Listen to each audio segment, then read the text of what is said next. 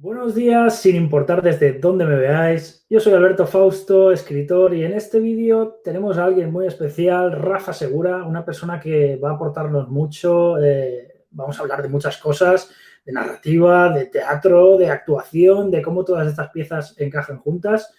Y bueno, vamos a empezar por presentarlo, por presentarte, Rafa, y creo que lo mejor es que lo hagas tú, ¿no? Nos digas un poco a qué te dedicas, cómo has llegado hasta ahí y bueno, que te introduzca.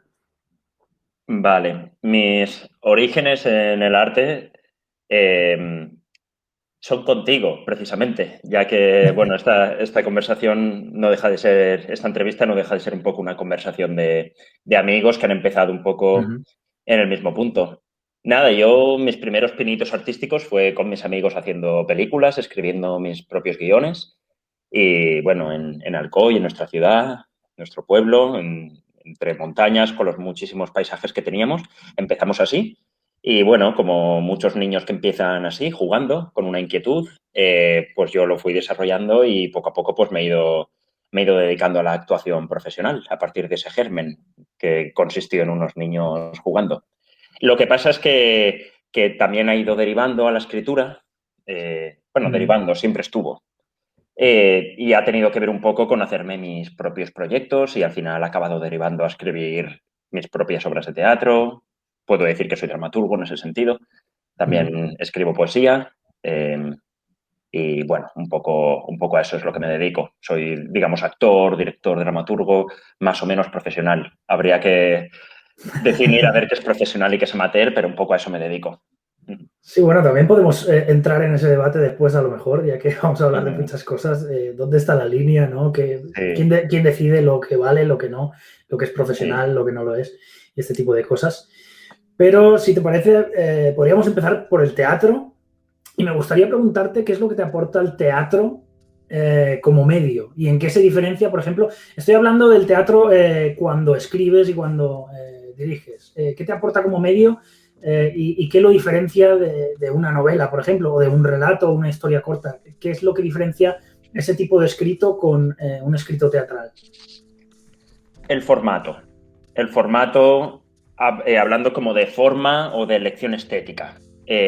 Igual que la poesía me aporta y me da unas puertas para hablar desde un formato más lírico, más desde una voz que piensa, desde una reflexión, y igual que la novela me abre más mundos interiores vistos desde diferentes puntos de vista de diferentes narradores o descripciones o situaciones. Son diferentes formatos que me aportan unas cosas y el teatro lo que me suele aportar es acción. Acción no entendiéndolo como una película de acción con disparos y acción, Uh-huh. sino acción dramática. El hecho de que hayan... Bueno, los diálogos son el síntoma de esa acción, pero la acción es el hecho de que haya un conflicto a resolver y personajes que se relacionan. A veces no son personajes los que hablan, a veces, bueno, en el teatro contemporáneo hay muchísimos formatos, pero está la acción, digamos, tradicional, aristotélica, técnica de una acción, de un conflicto a resolver, Uh-huh. pero también hay más acciones. También está la acción de muchísimos signos escénicos que operan sobre un escenario y que cuentan cosas. La novela son unos signos, la descripción, el narrador, y el teatro son muchísimos signos. Y la misma palabra teatral también tiene una acción. ¿Cómo se va desarrollando la palabra? Una palabra destinada a verbalizarse, que eso también es acción. La palabra de la novela está destinada a leerse. La palabra del teatro está destinada a verbalizarse, a sonar realmente. Es oral, aunque también se pueda leer. Eso es un poco lo que me aporta. Y lo que diferencia al resto de formatos es la estructura estética, la elección estética, pero en realidad tampoco todo puede juntarse mucho. Hay novelas muy poéticas, hay teatros muy cinematográficos, hay Uh-huh. obras de teatro muy novelescas, hay, todo un Y, poco se puede llegar a mezclar. Y yo siempre he tenido un pensamiento, la verdad es que no me he metido mucho en teatro, más allá de una obra que escribimos los dos juntos hace Sí, bastantes años también, el día 665. sí, sí. Pero siempre he tenido el pensamiento, la sensación, Y no solo con el teatro, ¿no? Sino con el cine y con otro tipo de formatos que no son una narración como tal, escrita, en el que tengo la sensación de que es un poco limitante, ¿no? En el sentido de que siempre dependes de otros factores que tienen que estar presentes y que hacen que el conjunto funcione. Tienes que tener los actores, los decorados, etcétera. Y lo mismo en una película, cuando en un libro probablemente el único límite es tu imaginación, ¿no? Y que sepas contar lo que quieres contar. Sí, pero yo creo que a veces tener excesiva libertad también es una especie de cautiverio. Y sin embargo, el teatro es verdad, sobre todo los que escribimos con una intención de mostrarlo, que normalmente escribimos ya pensando en que lo tienen que interpretar un número determinado de actores o que se va a representar en tal sala o que hay presupuesto solo para hacer un cierto tipo de escenografía o de espacio escénico. Yo creo que ponerse unas normas agudiza el ingenio también. Y que tengas unos ciertos límites no tiene por qué ser, no tiene por qué convertir a la obra en algo ilimitado. Yo, es como, a veces es como resolver una ecuación. Yo creo que una creación artística es eso. Tienes un ideal y tienes que ir resolviendo ecuaciones que te, que te realiza a ti, que le realiza al espectador o al lector, que estás Sí, sí, contando. estoy de acuerdo. Es como estas Eh, películas de bajo presupuesto, a lo mejor, como cuando empezaba sí, Amenábar o este sí, estilo de... y tiene un presupuesto, así que tiene pocos actores, así que tiene escenarios limitados y eso no significa que sea poco, bueno, que sea poco efectivo, ¿no? Y sí que es verdad que la parte más literaria de escribir es más ilimitada en el que te puedes permitir soñar y trasladarte a los universos que quieras. Pero bueno, a veces también entran otros factores, lo connotativo, lo insinuativo, contarlo mediante, no sé, la acotación, la palabra. Hay otras maneras. Y yo creo que es interesante también saber que existen límites. Sí. Y en este sentido, también un poco relacionado, te quería preguntar cómo es trabajar con más gente, porque es algo que quizá yo cuando se trata de cosas creativas es algo que me cuesta bastante y bueno, ahí no te queda otra, porque un libro puedes decir, Ya. pues lo hago yo solo y ya está. Pero cuando entramos en teatro o en cine no te queda otra que Sí, bueno, trabajar yo con siempre otra digo gente. en broma una especie de haiku que siempre digo, la poesía me libra del consenso artístico, porque como es mi voz, no tengo que discutir con nadie, no me tengo que poner de acuerdo con nadie. Pero eso es una especie de utopía a la que a veces clamo a los cielos, como diciendo, no quiero ponerme de acuerdo con nadie, quiero hacer lo que quiera. Pero en realidad yo creo que es interesante trabajar con gente para no estar encerrados en nuestra neurosis y en nuestro mundo. Creo que Ya. era Akira Kurosawa, que ha dirigido grandes películas y es un director de cine importantísimo, que, que casi todas, que todos sus guiones, me parece, me puedo equivocar, pero me parece que es así, los escribía siempre con alguien para huir de la unidireccionalidad. Y a mí eso me pasa, aunque a veces lo maldigo cuando me toca ponerme de acuerdo con gente que no es como yo, o que no piensa como yo, o que tiene otra sensibilidad, siempre es más interesante porque tu propia obra te sorprende a ti mismo. Claro, hombre, visto así es interesante, pero es verdad que el Sí, proceso puede ser difícil. sí, Y, pero también yo creo que tampoco es necesaria esa imagen que tenemos del escritor solitario, que piensa, que busca la inspiración, a veces mediante el diálogo y que es una cosa muy humana sí, y sí. muy laboral, ¿sabes? Un dialogar, un planear, un estructurar y luego darse su espacio de intimidad, eso sí. Pero a mí trabajar con gente me gusta. Y en la escritura y también con actores o cuando me dirige a mí un director, ¿no? Que también es un proceso. Y más yo que cuando estoy acostumbrado a escribir y de golpe me dan un texto que opino que no funcionaría, es muy duro asumir eso o, digamos, con todos los entrecomillados, obedecer, ¿no? Cuando Ya, sería ya, mucho más ya. fácil pillar el texto y reescribírtelo tú a tu manera. Y si hay una cosa del teatro también que siempre me ha llamado la atención es la agilidad de los diálogos y es algo que siempre, de lo que siempre he intentado aprender, ¿no? A la hora de escribir novelas o cualquier otro tipo de texto. Y de hecho hubo una época en la que los dos estábamos impartiendo clases de escritura Sí, creativa y demás. Y recuerdo que viniste como invitado a uno de los cursos a sí. hablar precisamente de los diálogos. Y no sé si podrías dar así algunos consejos, ¿no? Para los que nos están escuchando a este respecto.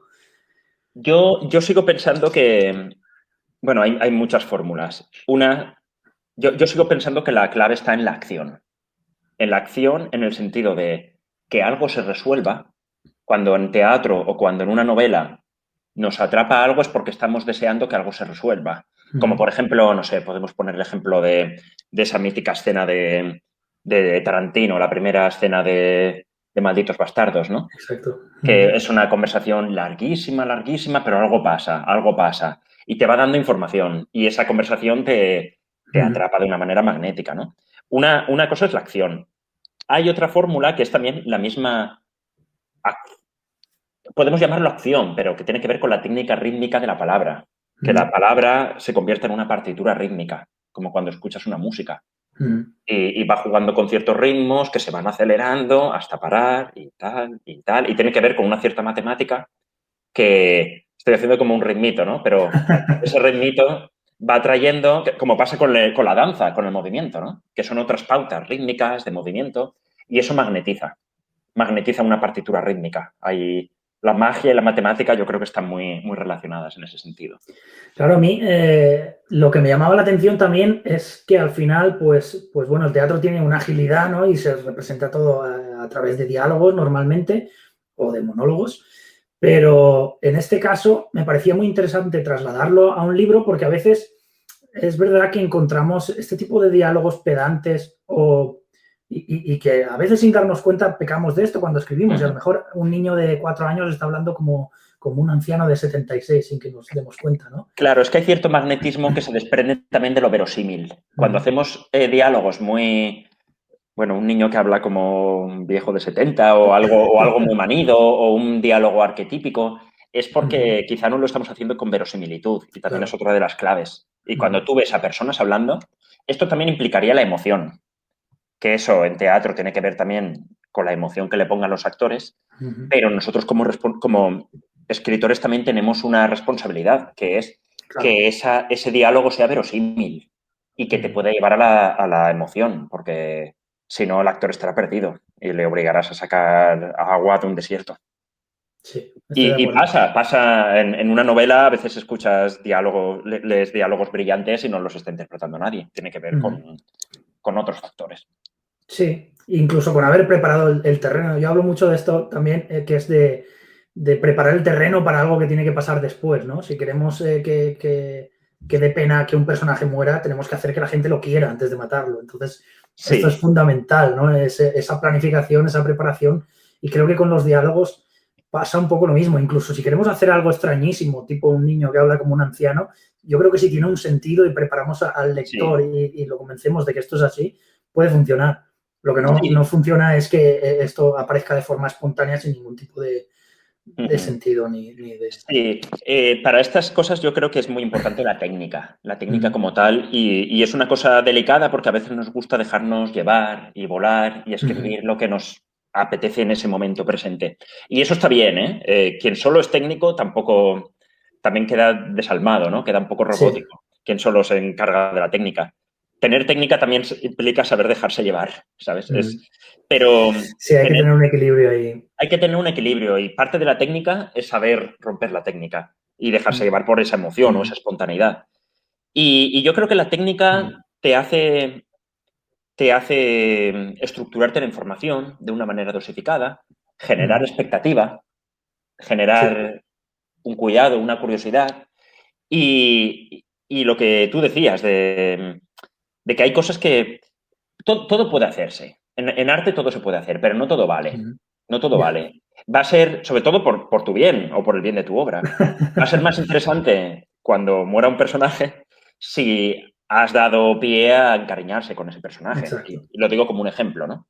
O cuando le pase algo malo a un personaje, si sintonizamos con él, va a ser mucho más interesante y para eso hay que estructurar esa información a lo largo de Claro. la obra.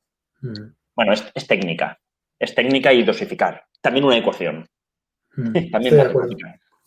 Y siguiendo con el teatro, pero ya como actor, ¿tú crees que en cierta parte tienes el poder de modificar el texto que estás interpretando o es algo estático? ¿Cómo funciona esto? ¿Cómo dirías que...? Bueno, sí, sí, sí, desde un punto de vista interpretativo puro tradicional, que es a ti te han dado un personaje o un Ujú, rol y tú lo interpretas y le metes pequeños matices.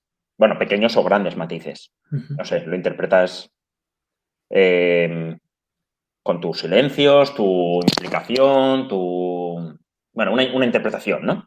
Pero otra parte, eso implicaría dar vida a un molde que ya te dan, Ujú. dar vida a un molde que ya te dan hecho. Sí, pero al final Pero estás como escribiendo matices, ¿no? Tú al sí, personaje. pero tiene que ver con matices y tiene que ver con conseguir un ideal que el dramaturgo te está proponiendo, Ah, ¿vale? o sea, Pero vas en su misma línea, por lo vas menos. en su línea, estás Mm, llenando de agua un vaso, ok. estás cumpliendo la función. Pero creo que hay también, y más en la contemporaneidad, pensar que los intérpretes son también artistas y que también están creando cuando crean, Ujú, ¿sabes? Y bueno, hay muchísimas obras en las que los mismos intérpretes se crean sus propios textos, sus propias inquietudes, y creo que desde ese punto de vista un actor o una actriz también pueden ser creadores, ujú, desde colaborando con la dramaturgia, que la dramaturgia escriba para los intérpretes, que sea un consenso, ¿sabes? No, quizá no es algo tan jerárquico, es algo un poco más colaborativo constantemente, pero es una manera también. Y yo creo que suele funcionar bastante. Escribir pensando en los intérpretes y que los intérpretes también tengan en cuenta qué ha querido decir el autor. No ver al autor como un dios al que no se le puede ni cuestionar una coma. ujú. Creo que el dramaturgo debería estar cerca de los intérpretes también, para permitirles crear también a ellos. ¿Cuáles, digamos, porque el teatro también te lleva a muchos sitios, ¿no? Igual que escribir, no necesitas más que una habitación y demás. Y yo sé que tú con el teatro, por ejemplo, has viajado muchísimo y tal. No sé si podrías contarnos, no sé si alguna anécdota, te lo dejo abierto, que nos cuentes lo que quieras, o algo que te haya impactado mucho, o algún viaje que no hubieses podido hacer de no ser por el teatro y que te haya marcado para siempre. ¿Qué nos Mm. contarías a este respecto? Bueno, se me ocurren dos. Se me ocurre una que, bueno, yo he podido viajar a Latinoamérica, Ajá. a Argentina y a Chile, y por el motivo de hacer teatro. Ujú. Y bueno, hay muchísimas anécdotas allí, ¿no? Pero la suerte de haber podido ir a haber visitado el litoral de los poetas que se llama en Chile, las Ujú. casas de Nicanor Parra, de Vicente Huidobro, de Gabriela Mistral, pues eso es un privilegio maravilloso, ¿no? Y Ujú. bueno, los nombro también porque como sé que tu canal es de escritores, Claro, claro, claro. Y sé que además va hay mucho, relacionado con la novela, pero y además hay gente que nos ve desde América Latina, así que seguro que les va a fue encantar. maravilloso ver esa zona, ¿no? Como tan viva artísticamente y tan vinculada a la poesía, la casa de Neruda también. Y bueno, y otra, así un poco más de aquí, de territorio español, Ujú. fue porque a veces pensamos en los actores y pensamos en un cierto glamour, en pasarelas, o un famoseo, ¿no? Pero Ujú. la mayoría de actores no vivimos así, simplemente es nuestro trabajo y es una cosa, pues es un trabajo más, un Ujú. trabajo. Y uno de los que hice fue de cuentacuentos durante mucho tiempo. Y en un pueblo, creo que era Sigüenza, eh, me tocó contar el cuento del pueblo, el cuento tradicional de las fiestas a un grupo de Ajá. niños. Y se ve que le gusté al jefe y me dijo, oye, quiero que hagas también de capitán cristiano y que hagas teatralices una batalla entre moros y cristianos. Y a mí me tocó el cristiano y al compañero le tocó el moro. Y nos tocó teatralizarlo y después nos tocó luchar entre nosotros con un grupo de profesionales de estos que hacen coreografías, que luchan, son gente que Sí, coreografía y sí. va a ferias medievales para recrear batallas medievales. Y Ajá. entre ellos se pegan y se hacen daño, pero saben pegar y recibir, pero nosotros no. Y nosotros como caudillos también nos dieron lo nuestro con las espadas. Y fue muy Ujú. divertido. Y nos tiraban flechas y todo. Flechas que no estaban afiladas como en la Edad Media, pero casi. Y bueno, fue muy divertido y lo vivimos con mucho humor.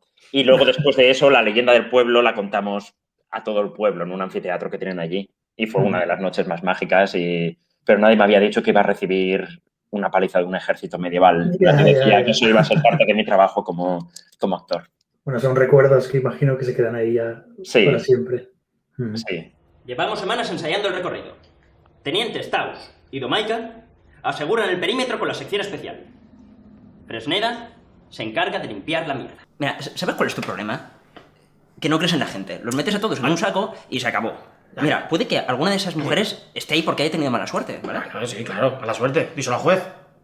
Mira, yo creo en la gente, ¿vale? A mí me gusta creer en la gente. Desde que la conocí, supe que era alguien muy especial.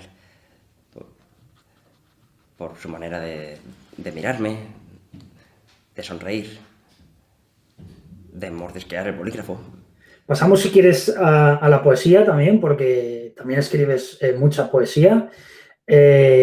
Yo, si te soy sincero, creo que te he perdido ya un poco hasta la pista. Creo que tienes 2 libros que son 3, creo que no me estoy equivocando. Sí. Vale, a ver si lo puedes explicar un poco y bueno, Bueno, hablar de tus libros también, de poesía. Escritos tengo muchos. Lo que pasa es que tú sabes que es difícil a veces encontrar el cauce adecuado para tu libro. Sí. Y supongo que también todos tus seguidores tendrán un dilema parecido si escuchan tus consejos sobre cómo escribir, sobre cómo mover los libros. Pues a mí me pasa, claro, sí, todo, pues existen muchos cauces, desde la autoedición hasta buscar una editorial. Y aparte de la obra, también es importante encontrar tu cauce, hacia dónde, cuál es tu personalidad. Y también que estés contento, claro, con la forma de distribuir es muy importante. Son muchos factores. El de la obra y qué haces con esa obra. Yo tengo varios libros escritos ya, o algunos que están escritos pero les falta algún retoque. Siempre son secretos hasta que un día decides. Siempre son secretos hasta que se publican. Y tardo mucho en publicarlos. Yo no suelo tener prisa. Y yo tengo publicados 3. Uno que precisamente se llama Mi poesía iba a ser secreta, y es el primer libro que escribí, un libro de sonetos, muy inspirado en el libro de sonetos que tiene Joaquín Sabina, porque en esa época me encantaba, y bueno, aún me gusta, ¿no? Pero en esa época lo idolatraba. Y dije, si Sabina tiene un libro de 100 sonetos, yo no voy a ser menos. Y hice 100 y pico, 100 y unos pocos para superarlo. Un poquito más.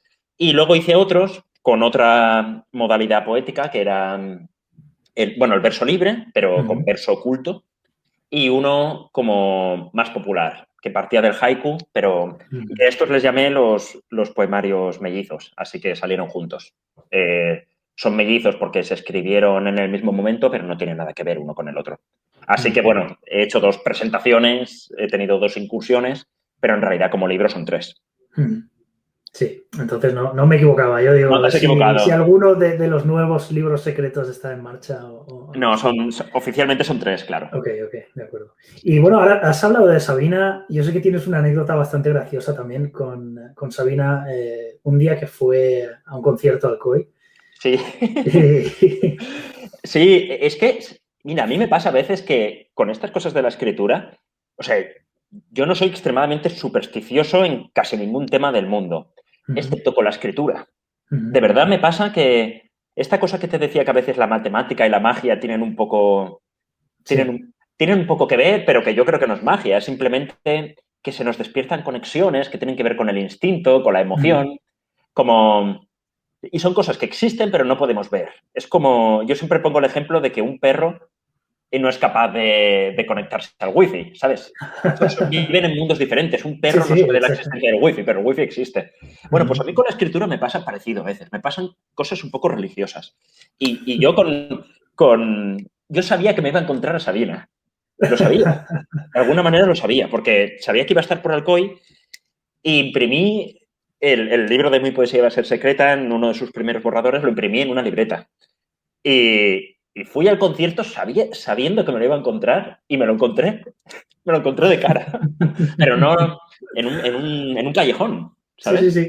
Y le dije, venga, señor Joaquín. Me mandó, ya está, no me hizo ningún caso, ¿no? Pero bueno, quién sabe, quizá lee tus sonetos todas las noches. Quizás se los leyó, pero lo dudo. Quizá 7 canciones están inspiradas en tus sonetos. No creo. Pero lo curioso es eso, ¿no? Que yo sabía que me lo iba a encontrar. Y me pasó también con Javier Crae. A mí me encantaba Joaquín Sabina y Javier Crae, ese grupito de que empezaron a tocar en Madrid en los 80, en La Mandrágora. A Javier Crae también le quería dar el libro. Y encontré en un bar, en noches así un poco bohemias en Madrid, me encontré un camarero que era su vecino. Y me dijo, si me das el libro, bueno, un bar muy típico, muy mítico, Sí, sí, que sí. se llamaba El Palentino. Y me dijo, y hablando con él lo descubrí. Y me dijo, si me das el libro en 24 horas, Javier Crae lo tiene.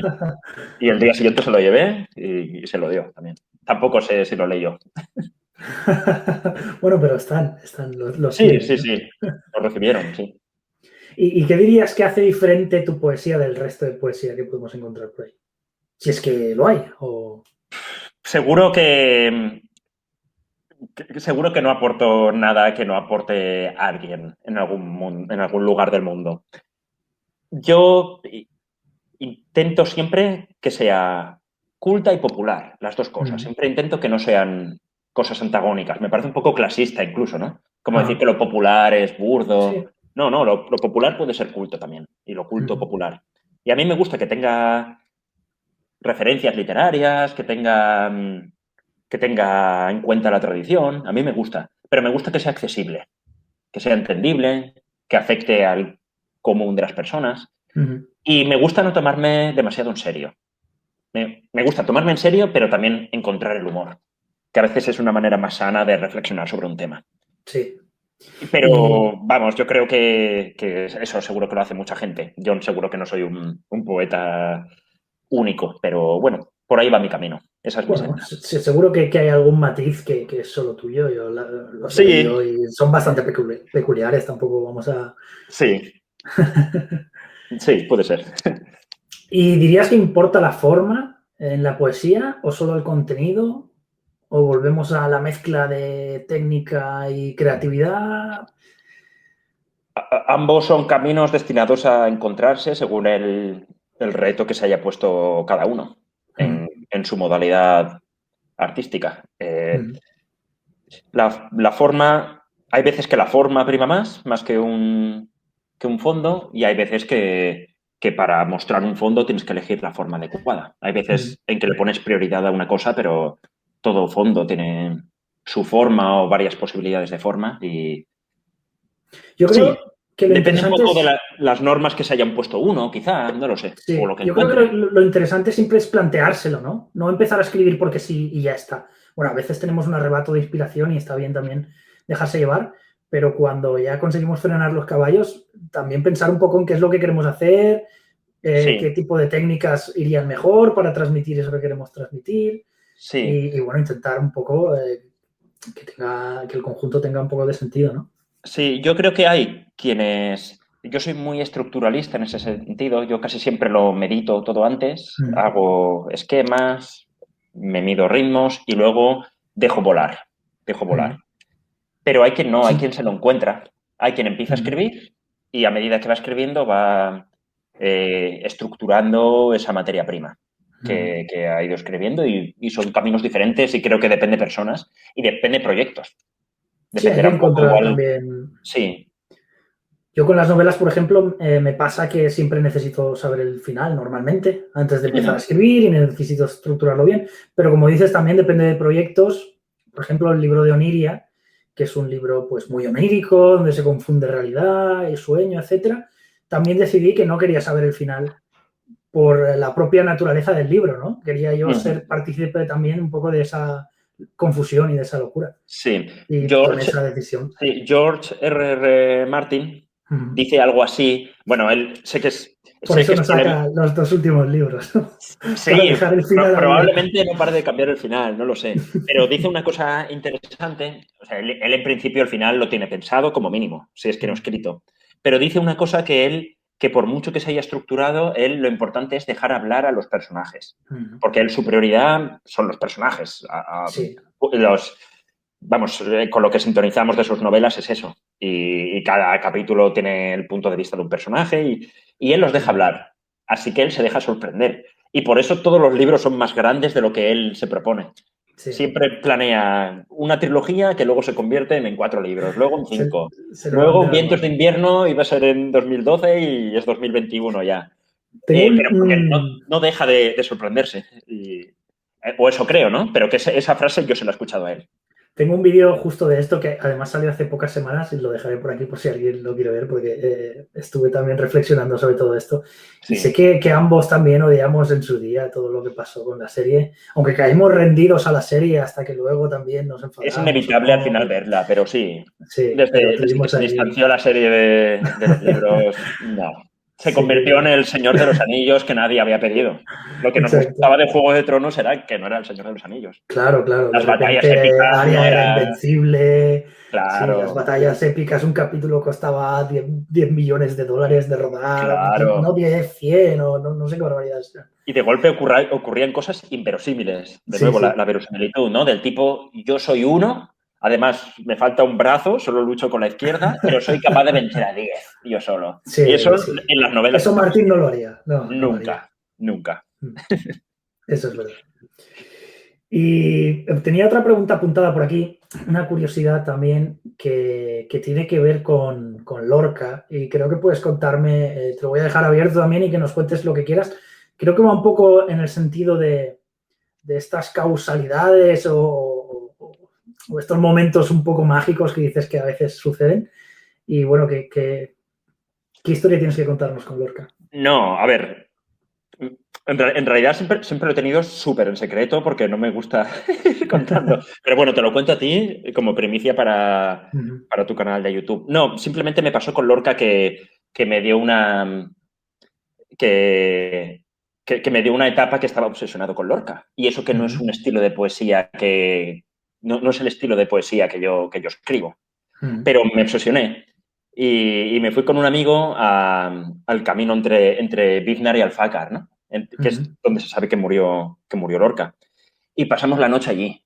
Había luna llena y sabemos que el símbolo de Lorca, de la luna, es muy, muy poderoso en él. Y nos fuimos algo así como... con absoluto respeto, ¿eh? O sea, no... Pero fuimos algo así como con una mezcla Como a entre... rendir homenaje también, ¿no? Como a rendir homenaje o como...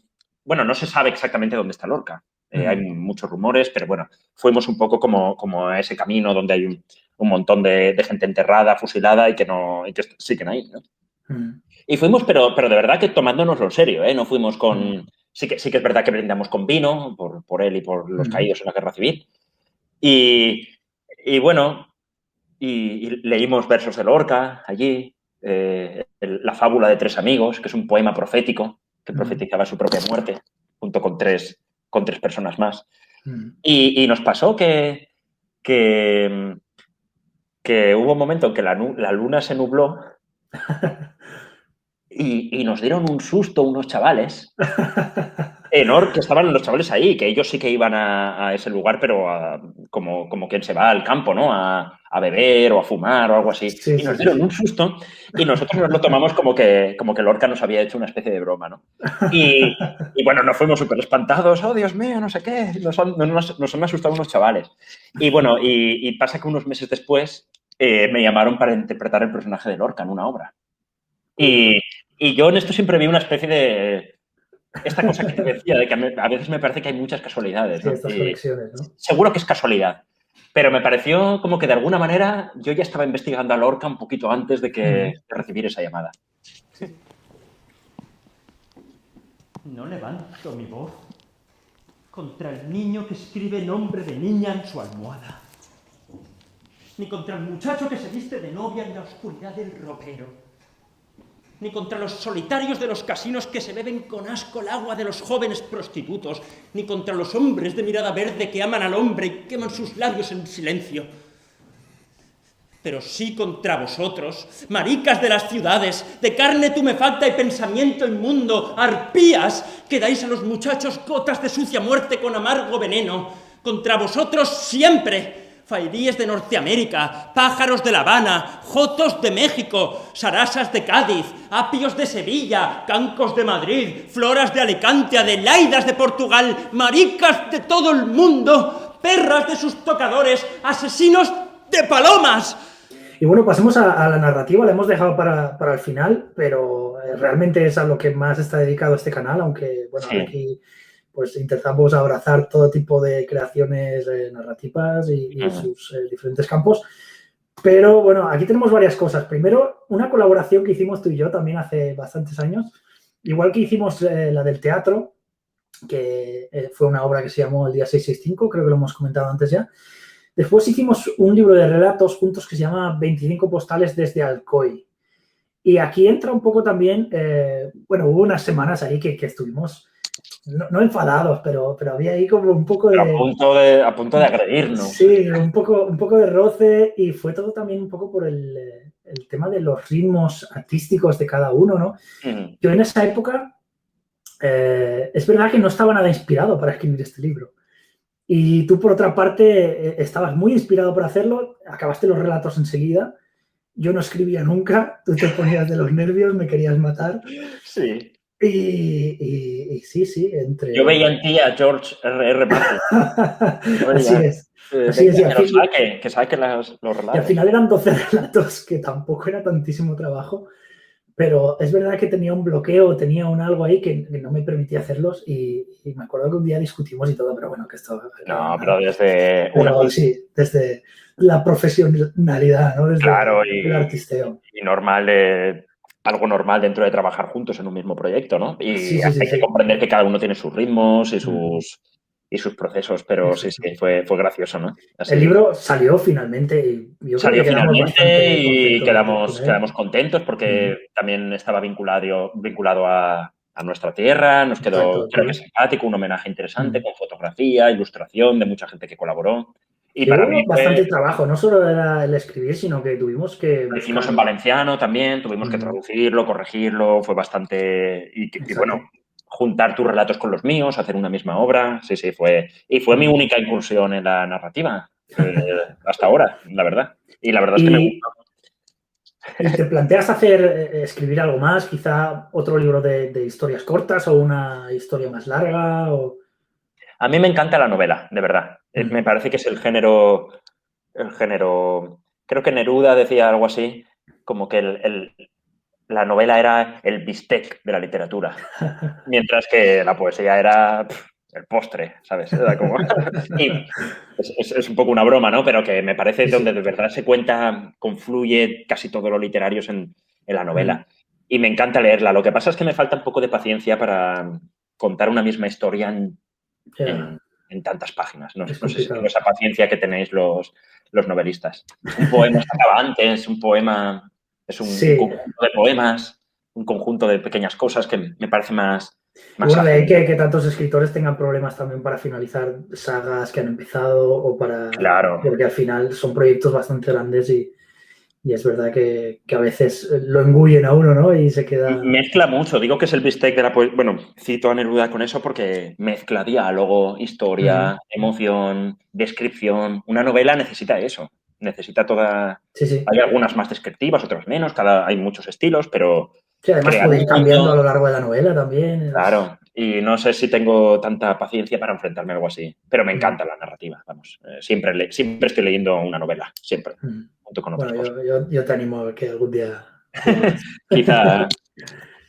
¿Y qué disfrutas más? Hemos hablado del teatro desde detrás de la barrera, escribiendo, dirigiendo, del teatro como actor también, de la poesía, de la narrativa, de todo esto. ¿O tienes un elemento favorito? Sí, cada uno una cosa. Lo que creo que nace en mí de manera natural es la poesía. Esa especie de voz lírica que va viendo el mundo y lo va filtrando y va tomando notas en el móvil o lo que tenga a mano y luego lo filtra en un mundo propio. Eso creo que es lo que me sale de vocación. De lo que más trabajo y lo que creo que soy resultón es en el teatro.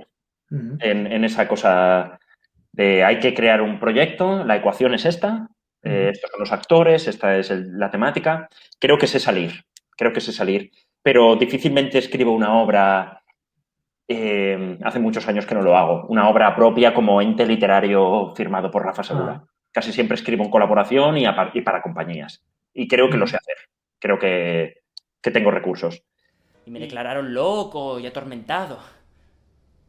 Y entonces dejé de creer en Dios, porque ¿cómo coño creo en Dios si me provocaba la imagen de Santa Rita?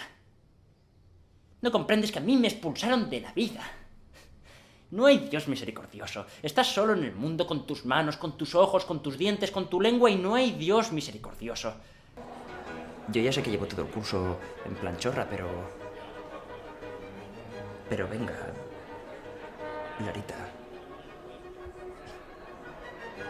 A mí no me hagas el James Dean y no me pongas ojitos. No, es que soy miope. Y lo que más me realiza es actuar, es con lo que más me voy a casa satisfecho, como diciendo, lo he conseguido hacer, he pasado 1 hora y pico de adrenalina y es lo que me hace feliz, actuar. Y lo que creo que sé hacer, pero me causa mucho sufrimiento, es dirigir espectáculos. El poder de la responsabilidad me agota y Causa me hace... sufrimiento también por lo que hablamos siempre de que trabajar con gente no es fácil, ¿no? La responsabilidad es lo que me agota a mí. A mí dirigir actores o ser creativos técnicamente me gusta, pero llegar a un teatro y ser tú el responsable, no me gusta. Ya, No me gusta eso. imagino que el momento del estreno, bueno, yo lo viví una vez, ¿no? Con este teatro que escribimos los dos. Sí, es que además La era verdad es que la primera obra que dirigía. Y la y habíamos se pasa mal, la verdad es pasa mal. que yo también como coautor de la obra que estaba allí viéndola en primera fila, Sí. estás casi más pendiente de las reacciones de la gente, de si se ríen, de si no. O de si las luces están en el sitio, si los Exacto. actores están bien, si les has dado las indicaciones buenas, si has generado un ambiente de trabajo bueno. Son cosas que se escapan a lo meramente artístico, literario o teatral, ¿no? Tiene más que ver con logística. Y eso, lo llevo un poco mal. Y lo que más me gusta leer, yo creo que es novela, ¿eh? Ajá. Ni siquiera poesía. Y eso que es lo que más vocacional está a mí. Creo que novela. Novela es lo que más me gusta. ¿Y cómo llevas las críticas? Fatal. Odio a los críticos por definición. Tengo un soneto a los críticos que dice, pero pues, ¿qué trabajo es ese? No, hay críticos simpáticos, pero bueno, es que la desgracia es que las críticas nos importan. Y cuando decimos que no nos importan, es mentira. Y la prueba de ello es que cuando nos dicen cuando nos dicen, oye, me ha gustado lo que has hecho, das las gracias y te alegras. Y esa es la prueba de que ocurrirá lo contrario cuando te digan, no me ha gustado nada lo que has hecho. Sí, que ahí, bueno, solemos tener una respuesta tipo, bueno, no pasa nada, no le tiene que gustar a todo el mundo. No me importa lo que opinen. Mentira. Pero Por regla general, mentira. Nada, intento no oírlas. No las escucho. Intento ser estoico ante lo bueno y ante lo malo. Si sale bien, bien. Si sale mal, bien. Intento autoconvencerme así de que no me importa. Creo que es importante, claro, no dejarse ni que nos suban a esa nube, ¿no? Cuando nos dicen que todo es bonito y todo es bueno, ni que tampoco una crítica negativa nos derrumbe, porque es que uno no escribiría ni haría nada. Yo cuando necesito una crítica de verdad sincera, recurro a gente a la que confío, que me va a decir las cosas con tacto y que va a ser sincera de una manera más técnica o por mi bien o por el bien de la obra. Menos de forma constructiva. Claro, no me va a decir, no me gusta, eso es una mierda. No, me va a decir, a lo que le falla es el lenguaje, lo que le falla es el ritmo, lo que le falla, ¿sabes? Y en ese sentido valoro las críticas, siempre que sean constructivas, claro. El problema es que el dueño de la empresa también es amigo mío. Y no sé si avisarle que mi otro amigo se está quedando ciego. Claro. Si le aviso, mi amigo se queda sin trabajo. Y si no le aviso, cualquier día en vez de un barco mete una gamba. ¡Qué pereza! Seguro que hoy está lleno y que tardamos el doble. Yo, con la bici, tardo 15 minutos. Me gustaría también hablar de la distribución y de diferentes formas. Por ejemplo, yo sé que tú has publicado por libre, has publicado con editorial. Yo soy muy de publicar a través de Amazon, por ejemplo, y incluso las copias en papel de los libros, pues lo configuro todo a través de KDP, me lo hace Amazon y ya está. Pero sé que tú, por ejemplo, también has utilizado otra opción, que es ir a una imprenta y hacer un encargo de una tirada de tal cantidad de libros. Se trata de una autoedición, igual que hacemos en Amazon, pero es casi incluso más no sé si decir rústico, no sé cuál es la palabra. Sí. Pero incluso te lo llevas tú todavía más, ¿no? Sin un intermediario como Amazon. ¿Y qué nos puedes contar de esta experiencia y cómo la compararías con el tema de la editorial? Bueno, yo creo que en general tener una editorial está bien. Antes de hablar de la autoedición. Y yo sigo buscando editoriales y yo me gusta primero porque creo que hacen que tienen una función distributiva y una función de y yo sigo buscando. Y en mi caso sí que he publicado con una editorial y acabé muy contento porque me dieron libertad creativa, que es un poco a mí lo que a veces me da miedo de las editoriales o de que me marquen un poco los parámetros. Yo creo que buscar una editorial nunca está de más, a no ser que tú prefieras simplemente ir por libre, que también es muy, muy lícito.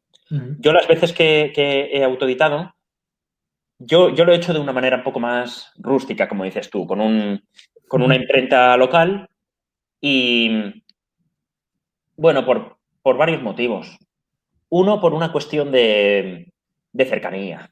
De cercanía, sí, por dar trabajo a un negocio local cercano, es una de las cosas de cercanía, pero otra también por valorar el trabajo de cerca. Porque en Amazon, aunque yo sé que hay muchas facilidades y Sí, te puedes pedir copias de prueba, te etcétera. puedes pedir copias de prueba, pero por ejemplo, aquí yo recuerdo cuando fui, se llama, bueno, se llama Willy, no me acuerdo si se llama Ediciones Willy o algo así, es un editor muy típico de Valencia. Yo recuerdo que él me recomendaba cosas, me decía, no, el margen, la sangría aquí, yo te puedo poner este tipo de papel, te puedo hacer este tipo de, o reciclado, o de este color, y tuvo también una parte Eso está muy bien. interesantísima desde su experiencia como editor, a hacerlo mejor por el libro, ¿no? También encontrar una persona pues como Willy que te ayudó y que controla y que te ayudó también y que le puso ganas, porque habrá quien te diga, tráeme el PDF y como salga y... Sí, bueno, al fin y al cabo es un impresor, tampoco es que me reescribiera el libro, pero sí, pero le dio... Pero en cualquier caso hubo comunicación con él, ¿sabes? Y a mí me gustó, no sé, hacerlo como desde la cercanía. A mí me gusta la cercanía. Y bueno, un poco el problema de la autoedición es, actualmente es muy fácil autoeditar, el problema es la distribución, que es muy fácil acabar en que tu libro se lo compre solo gente cercana. Que bueno, también está bien. Sí, depende de los objetivos de cada uno, pues también está bien. Sí, y bueno, en Amazon... Amazon sí que te abre las puertas, porque en Amazon realmente, sobre todo en formato digital, funciona muy bien. Sí. Y sí puedes vender a nivel de todo el mundo. Y hay hispanohablantes, hay un mercado muy grande. Es una puerta abierta muy grande. Si la novela es buena y cae por su propio peso y se corre la voz o las puntuaciones son buenas... Es verdad que hay mucha competencia, es difícil, yo también estoy metido, entonces yo siempre estoy mirando publicidad, ya sea gratuita o publicidad de pago, tienes un poco que moverte, que hacer presentaciones, que un poco hacer de alguna forma que la gente te conozca, ¿no? Estar, digamos, expuesto o tener alguna ventana a través de la cual pues la gente te pueda conocer. Es complicado, lleva mucho trabajo, pero sí es algo, yo creo que es también para cierto tipo de persona, ¿no? Y que uno tiene que decidir. Yo he publicado con editorial también, pero en mi caso la experiencia fue mala y tú lo sabes, yo acabé bastante descontento y acabé bastante quemado con eso. También estuve 2 años en una agencia y tampoco salió la cosa muy bien y acabé cancelando con ellos. Entonces, al final, como que me cansé de todo esto, ¿no? Y pensé, pues si hoy en día tengo yo la posibilidad de hacer yo todo esto y por lo menos sé que lo que yo haga va a ser siempre en beneficio. Me puedo equivocar, pero yo voy a estar siempre intentando empujar y que mis libros vayan a más. Y la experiencia que yo he tenido quizá no ha sido tan buena. También entra un poco, claro, en el mundo editorial hay de todo. Y a este respecto podemos contar también una experiencia que tuvimos los dos juntos. Vamos a cambiar el nombre de la editorial porque tampoco nos vamos a meter aquí en un pleito, pero es algo bastante gracioso que nos sucedió. Llamémosla Ediciones Noria, si quieres. Noria, vale. Creo que no existe Noria. Si existe, no es esa ficticia. Es ficticia. Y bueno, el tema es que Ediciones Noria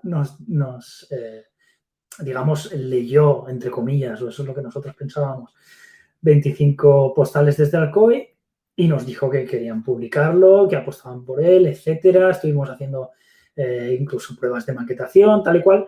Y nos pidieron que fuésemos allí un día físicamente, pues, a elegir el tipo de papel, este tipo de historias, la cubierta.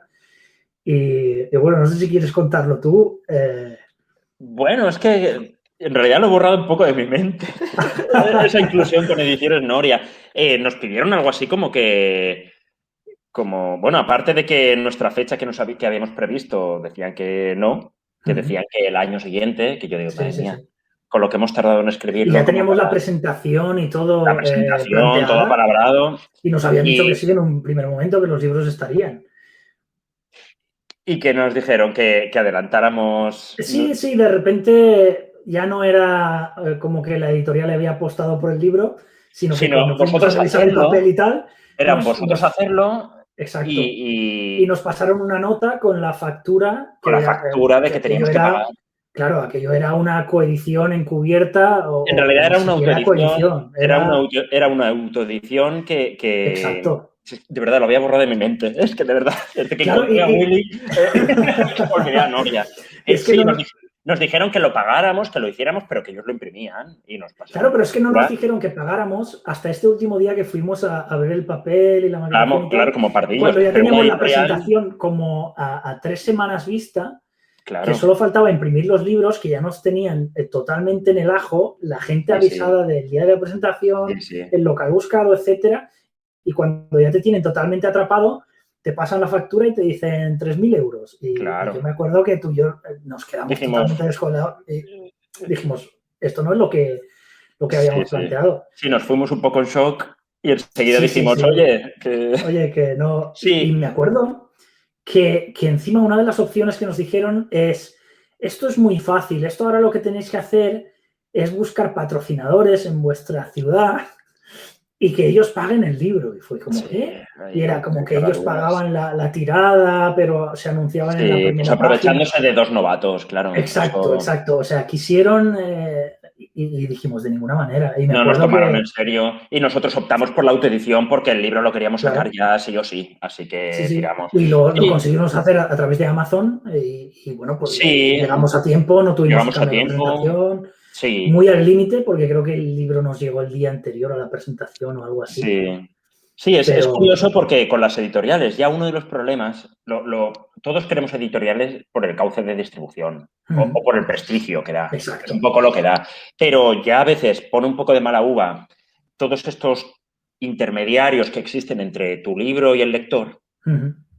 Y cuando encima hay que pasar por un intermediario que lo que hace es sacarte dinero y extenderte una factura de no sé cuántos mil euros. Y encima no asumir riesgos, porque una editorial yo creo que es valioso. Y una editorial cuando se hace sus cauces y tiene un nombre, y una línea estética o temática, es interesantísimo, pero ya a veces cuesta confiar y ya a veces cuesta que un escritor reciba un porcentaje tan pequeñito de lo que vale el libro y eso cuesta mucho de asumir.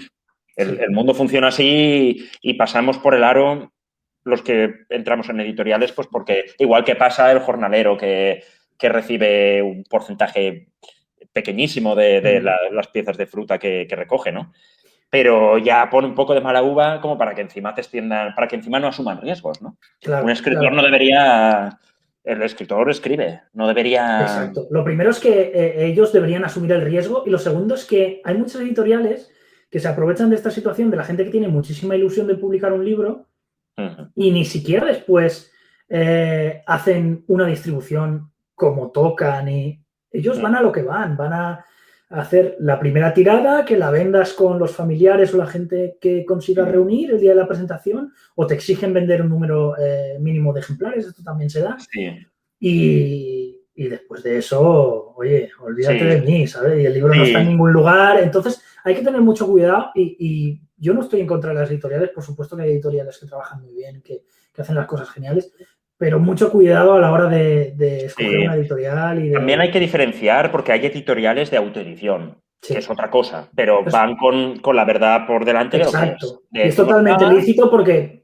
Tú sabes a lo que vas y te ayudan, te dan un servicio de maquetación. Y a lo mejor te lo diseñan y te hacen una edición, alguien que, pues te hacen ese trabajo que tú no sabes hacer, tú lo que sabes hacer es escribir y ellos te hacen el libro. Y ya está, les pagas una parte y luego es una autoedición en realidad.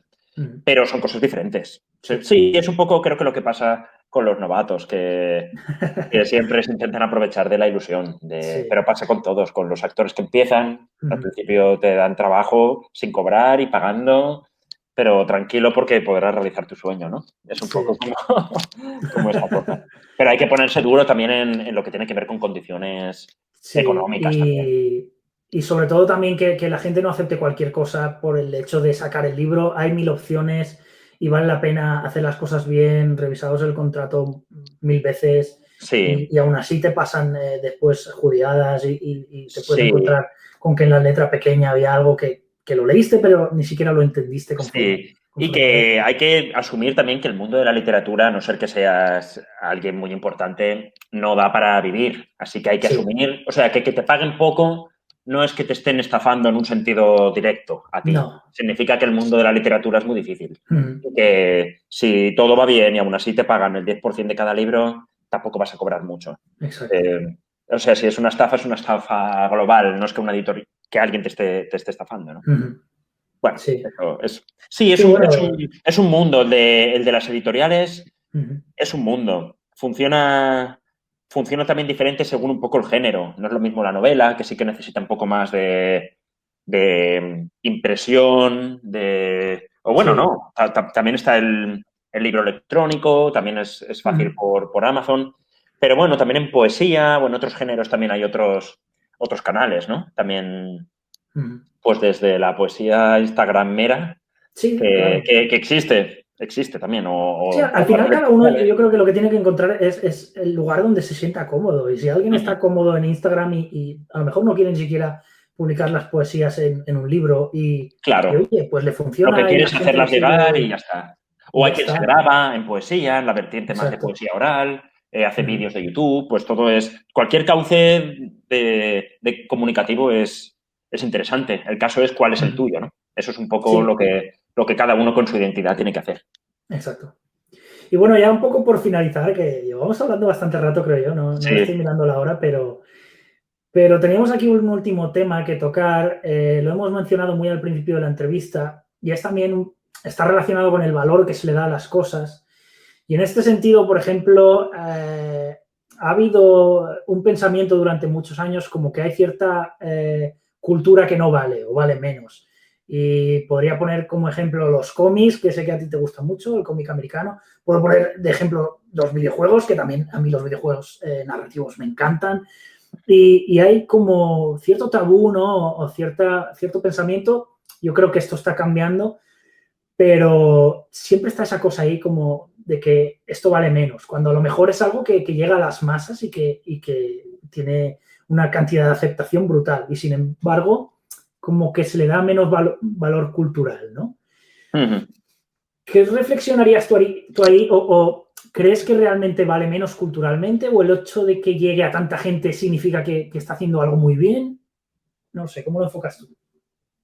Bueno, yo creo que, por ejemplo, estos géneros que dices, o sea, yo creo que los tiempos cambian y Ujú, que hay ciertos formatos nuevos que llegan y que lo que está instaurado a veces se resiste hacia los caminos nuevos. ujú. Por ejemplo, yo no estoy muy puesto en el mundo de los videojuegos, pero hay videojuegos que son básicamente novelas, Sí. unas novelas muy sofisticadas. Ujú. Bueno, el cómic el TV o el cómic sí que es un mundo muy instaurado, ¿eh? Sí. Pero sí, hay veces como que se... Pero aún así, por ejemplo, con los superhéroes de Marvel y este tipo de Sí, cómics, por ejemplo, como que está.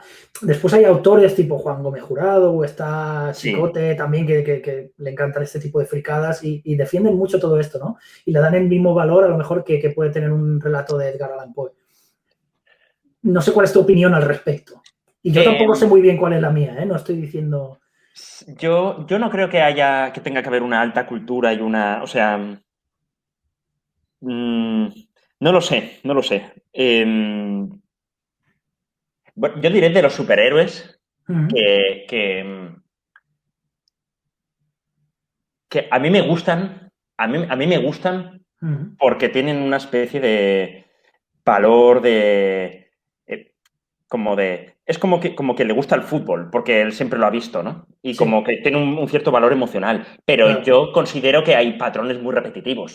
repetitivos y tampoco mm, no sé muy bien qué decirte, de verdad. O sea, Es no que sé es muy bien qué complicado, sí, decirte. sí. Creo que simplemente hay una cosa como de la cultura instaurada Ujú, se resiste un poco a ciertas fórmulas que llegan. Yo pienso a veces en la poesía y hay veces como que los puros de poesía no aceptan que haya una poesía con un lenguaje no excesivamente poético, que no haya un lenguaje, que haya un lenguaje que venga en las redes sociales, que venga que se considera como menor, pero eso creo que también siempre han habido guerras de tendencias, también como en las tendencias de poesía castellana más típica, cuando llegaban las influencias italianas, los sonetos y todo esto, decían que eso era basura, que eso venía de fuera, que no sé qué, y habían siempre como reglas, y el tiempo nos ha demostrado que ambos caminos eran... la cultura lo conformó eso, ¿no? Lo conformó la mezcla, el mestizaje cultural. Y yo no creo que haya una cultura inferior, una cultura... no, creo que hay buena y mala calidad, aunque es un juicio subjetivo, y eso puede dentro de ocurrir en formatos. y puede ocurrir en todos los formatos. Yo creo que al final, o quiero creer que la buena o la mala calidad al final caerá por su peso. Caerá por su peso, y si algo es bueno, aunque en un principio sea un poco rechazado por las tendencias, que al final el tiempo al final lo pone en su sitio. Sí, no solo como formato artístico, sino como obra artística, ¿no? Como, no sé, por ejemplo, un tipo de poesía que digan, eso no es poesía, eso no es poesía, eso no es poesía, y con el tiempo se instaura como nueva poesía. Eso es un poco. No sé si contesto a tu pregunta, tampoco tengo una respuesta muy fija. Sí, es que yo te lo pregunto también porque es un tema al cual yo tampoco sé cómo responder muy bien, porque es yo verdad siempre opto por ser, cuando tengo este tipo de dudas, intento ser englobador. Englobador, Sí, no poner líneas rojas. Eso no es exacto, y tener los poesía. brazos abiertos un poco, estar abierto y también de mente. ¿Y quién soy yo para decir que tal cosa no es Exacto, poesía? ¿Quién y soy yo para no, decir que no eso juzgar. no es de calidad, o no es artístico, o no es literario? Exacto. No sé, yo no me gusta mucho poner líneas rojas en ese sentido. Y bueno, ya para terminar, no sé si podrías, así de forma general, dar algún consejo a la gente que nos está viendo que quiera empezar en este mundillo, ya sea el mundillo narrativo de la poesía, o a escribir obras de teatro, o a actuar. Un consejo que creas que pueda ser aplicable a cualquier tipo de estos ámbitos artísticos, porque yo creo que al final la batalla del artista se parece, ¿no? Hagas lo que hagas, Mm, es similar, ¿no? ¿Qué les sí, dirías? que diría que hay que intentar ver el mundo artístico como un juego siempre, Mm, y no como una meta idílica a la que llegar. mm, No alcanzar una especie de idilio, de utopía, eso que llaman triunfo o éxito, eso no pensaría en eso. Lo vería como un juego, siempre mm. como un juego. Jugar a escribir, jugar a interpretar, jugar a hacer películas, siempre como un juego. Y ante las dudas de qué estoy haciendo y cómo lo estoy haciendo y quién soy yo y cuál es mi identidad, mi respuesta es hacer, hacer, hacer, hacer, Ah. hacer, y, ay, tengo dudas, haz. Y al Sí, quizá final, cada vez esté más cerca, ¿no? De sí, saber quién eres. sí, diría eso, hacer, hacer, hacer, y siempre con buen humor y, Es un buen consejo. sin pretensiones de éxito. Eso Pues diría. sí, y disfrutar el camino, ¿no? Es lo más importante también. Y el hacer, hacer, hacer implica ser Sí. constante y tenaz, y tener autodisciplina. También creo que Ujú. madrugar, ponerse horas de trabajo, pero como un Sí. juego, como un Está momento claro que la tranquilo. mayoría, por ejemplo, yo tengo otro trabajo aparte de escribir, pero cuando lees, por ejemplo, a Stephen King, él siempre dice que él lee 4 horas al día y escribe 4 horas al día, todos los días. Sí, Entonces pues tiene como su rutina, ¿no? sí, Muy definida. sí, sí, quien pueda madrugar, que madrugue, quien pueda Exacto. escribir fin de semana, quien pueda de noche, pero hacer, hacer, hacer. Y bueno, me voy a despedir de ti, pero también diciéndole a los que nos están viendo que vamos a dar paso a la lectura de, me parece que es un soneto que querías Sí, ver. sí. Pero bueno, si te parece, nos despedimos y que el soneto sea lo último que quede, ya como algo que no sé cuál vas a leer, pero Sí, voy, totalmente libre. como son muy cortos, voy a leer dos sobre dos temas que hemos hablado. De acuerdo. Uno que habla sobre las críticas que recibimos y sobre los críticos, que son la gente que nos critica. Mm. Y bueno, es un soneto, es muy cortito. Y dice, ni en criterio ni en gusto remorderse, ahondando todo, Hay quien te dirá que tu vida no vale ni valdrá. Uno quiere sentirse, no oírse y verse. Mejor anestesiar que no ofenderse. Cualquiera afirmará y opinará como crítico, siendo que es quizá tonto mundial, experto en esconderse. Por todos, más conviene que interese a tu criterio, tu ojo y tu ilusión. Ser un crítico, ¿qué trabajo es ese? Es mejor no tomarse muy en serio, más que a la confianza y profesión, y ser gustosa esponja de misterio. Bueno, este habla sobre las críticas. No nos tienen que importar tanto, Yo sino creo que... a ti mismo. creo que sí, creo que Habla sobre esto que he dicho hace un momento, de que no hay una meta concreta a la que llegar, sino irse a la cama cada noche y con tu almohada estar en paz contigo mismo diciendo he hecho lo que tenía que hacer. Triunfo. Gigante que caduca pronto a enano. Orgullo temporal, fertilidad. El triunfo es un sendero primo hermano de aplauso que aportó felicidad. Receptores cogidos de la mano. Juego que atrasa. Sala sin ciudad. El azar o la alquimia del arcano de la raíz más propia, la verdad. En teatro hay alas y pañuelos. En las sombras de manos y cabezas residen los infiernos y los cielos, que perduran en ecos de canción, dejándose caer en las malezas después de cada noche de función.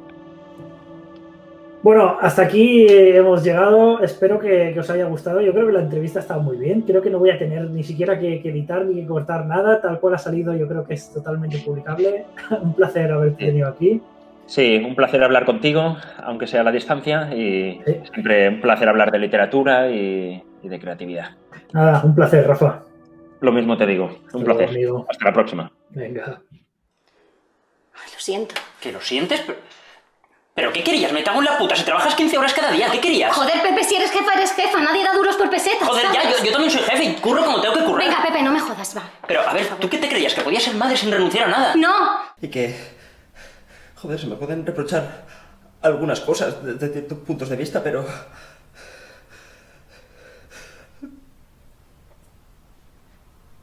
Tú también eres un poquito hija de la gran puta, ¿eh?